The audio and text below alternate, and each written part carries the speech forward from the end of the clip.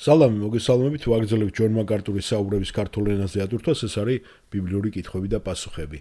შემდეგ კითხვა ესეთია, როგორია ბიბლიაში ქრისტესი და სულიწმინდის ურთიერთობა მისი დედამიწაზე მსახურების დროს. გამარჯობა დოქტორ მაკარტურ, მე მქვია ემი. გამარჯობა ემი. მინდა დიდი მადლობა გადაგიხადოთ თქვენი მსახურებისათვის. თქვენ ბევრ ადამიანზე მოახდინეთ გავლენა, მათ შორის ჩემზე და ჩემს ოჯახზე. ჩემი კითხვა შემდეგია. რა ურთიერთობაა და როგორ განსაზღვრავს ბიბლია ქრისტესა და სულიწმინდა შორის ურთიერთობას, განსაკუთრებით მისი დედამიწაზე მსახურების დროს. მადლობა, კარგი კითხვა ემი.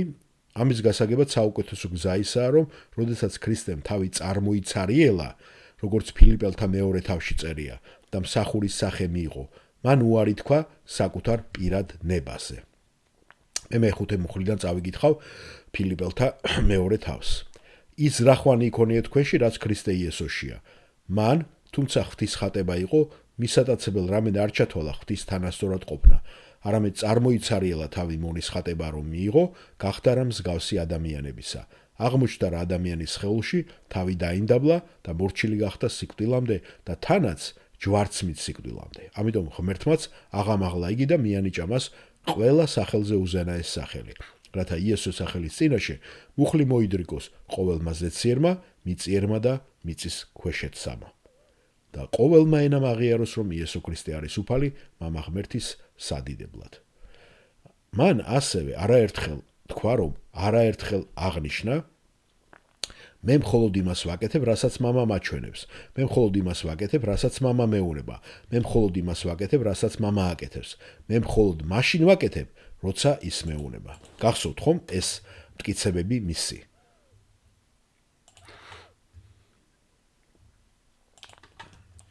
და საქმე ეხება გეთსემანიე ბაღში აღვლენილ ლოცვასაც, როდესაც ის ამბობს, არა ჩემი ნება, არამედ იყოს ნება შენი, რაც ნიშნავს, რომ ის მთლიანად დაემორჩილა მამის ნებას. ასე რომ ის გადის ცხოვრებას და არა იმიტომ, რომ მისი ნება ეწინააღმდეგებოდა მას, მამიცას, არამედ ის უარს ამბობს საკუთარ პრეროგატივებზე, რათა შეასრულოს მთლიანად მამის ნება.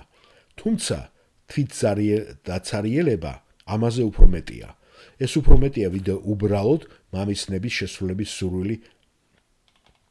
ამ დროს ეს არის პრეროგატივებზე უარისქვა, მისივე ძალაუფლების ფარგლებში. მაგალითად, როდესაც ის ამბობს, თუ მინდა, მე შემიძლია ანგელოსთა ლეგიონი გამოვიძახო. გასვოთ ხო, როცა პეტრეს ეუნება ამას, როდესაც შესაპყრობად მივლენ და ის მალქოსის ყურს ჩამოათლის. მაგრამ მე ამას არ ვაკეთებო.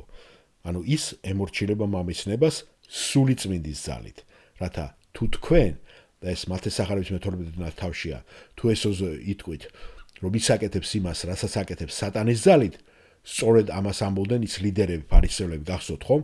ის ამბობ, რომ თქვენ ამითი გმობთ სულიწმინდას. ანუ რასაც ის აკეთებდა, ეს ყველაფერი იყო სულის ძალით. თქვენ ხედავთ ამის ილუსტრაციას რამდენიმე ილუსტრაციას სახარების დასაწყისში. შეგიძლიათ გახსოვდეთ პირველ რიგში, რომ სულიწმინდას იესო უდაბნოში გამოსაცილად მიყავს. სულიწმინდა აძლიერებს მას, როდესაც ის გალილეაში მიდის. აძლევს მას ქადაგების ძალას, აძლევს მას სასწაულების მოხდენის ძალას, რათა მან თავისი თვით გამოცარიელებით შეასრულოს მამის ნება ისევ სულის ძალით. ამიტომ მის ქმედებებს, ვინც ეშმაკს მიაკუთვნებს, ეს ნიშნავს სულის გმობას, რომელიც სინამდვილეში აკეთებს ამას.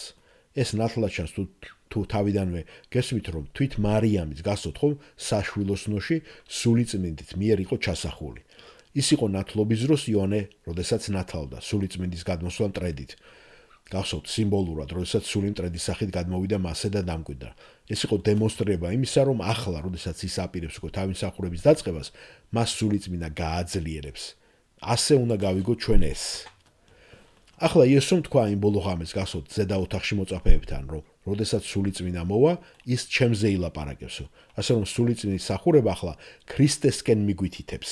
თავისი დამცირებისას ქრისტემ სულიწმინდაზე მიუთითა, როგორც მისი ძალის წყაროზე.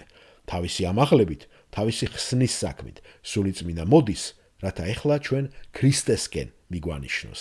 გასაგებია, ძალიან კარგი კითხვა ემი, მადლობა ამ კითხვისათვის და გმადლობთ თქვენს მოსვენისათვის.